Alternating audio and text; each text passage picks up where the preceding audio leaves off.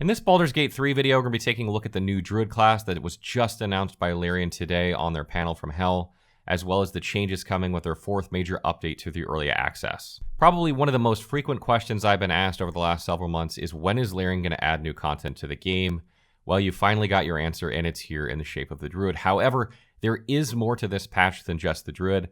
They're adding over 30 plus new abilities and spells. Some of those, of course, are going to be from the Druid, but they are going to apply some of them to other classes as well. So you want to take a look at some of those classes you've already played. They probably have some new bells and whistles for you. When we were first made aware of the Druid coming to the game, I couldn't have been more excited, but I got even more excited when Larian told us that this patch that's being deployed, is the largest patch they've ever deployed for any of their games, including DOS 2. So this is a massive, massive patch that's incoming. The first thing I want to get into is the Druid. This isn't going to be a full class overview. We will do a separate video once the patch comes out with a class guide and, probably a build guide or two about those things specifically. But this is just meant to give you the information that's currently available about the Druid and some of the things coming with Update 4. So probably the biggest feature of the Druid is, of course, Wild Shape.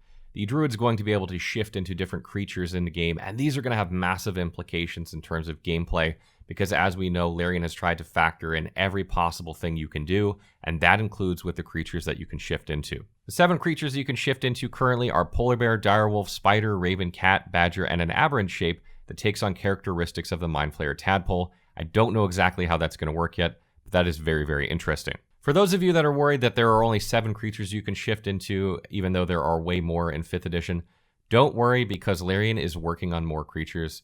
They have not promised that they will get more into the game. I don't want to put words in their mouth that are not there, but they have said if they have their way, there will be far more creatures at launch. So I know this is something they're going to try and work on during their early access period, and I would be shocked if we didn't see more in the future. One thing people I don't think totally realize about these creatures is the way they can affect the game. For instance, if you're a cat, you can literally sneak by people. You can just walk by as a cat. There's just like, it's a cat walking by.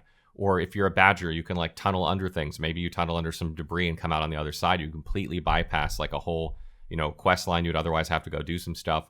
You don't even have to with a badger. Or maybe you take a raven shape and you fly from one area to the other and you didn't even have to get there.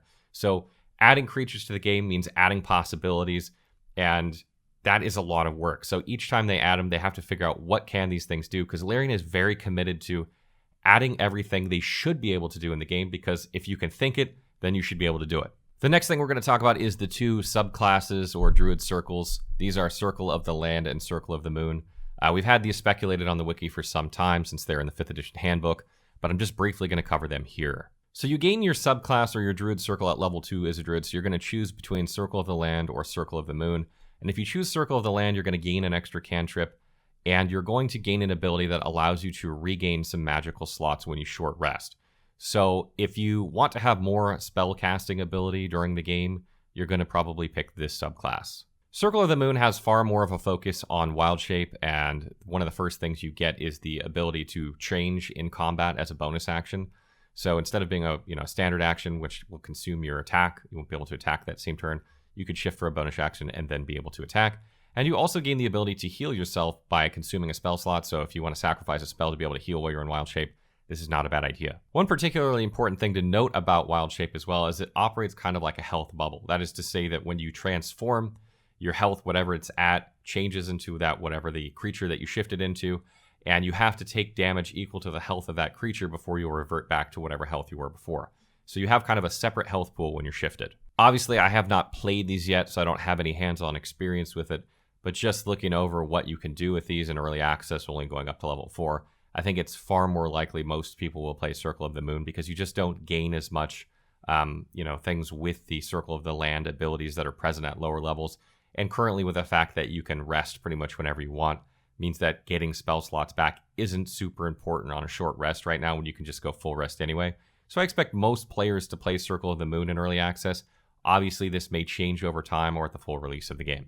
Looking over the spells for Druid that are being added to the game, you have Entangle, Flameblade, Moonbeam, Produce Flame, Shillelagh, Thorn Whip, Barkskin, Destroy Water, Enhance Ability, Flame Sphere, Goodberry, Heat Metal, Protection from Poison, and Spike Growth. Of these spells, there are a few that really have me intrigued and I'm really excited to play. First of all is Flameblade.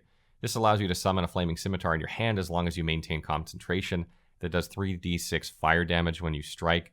This has huge implications in terms of playing a melee druid, So, one, particularly one that isn't shifted.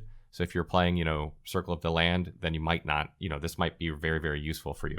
Another one that's really interested is Shillelagh. This allows you to imbue a melee club or staff, just these two weapons, basically with energy that changes the damage into 1d8 and uses your wisdom modifier for its attack rolls instead of your strength and dexterity.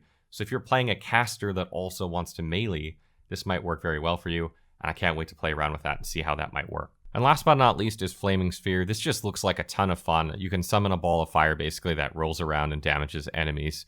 And what's really cool about this spell too is it's not just unique to the Druid, which means that wizards are going to be able to cast this finally.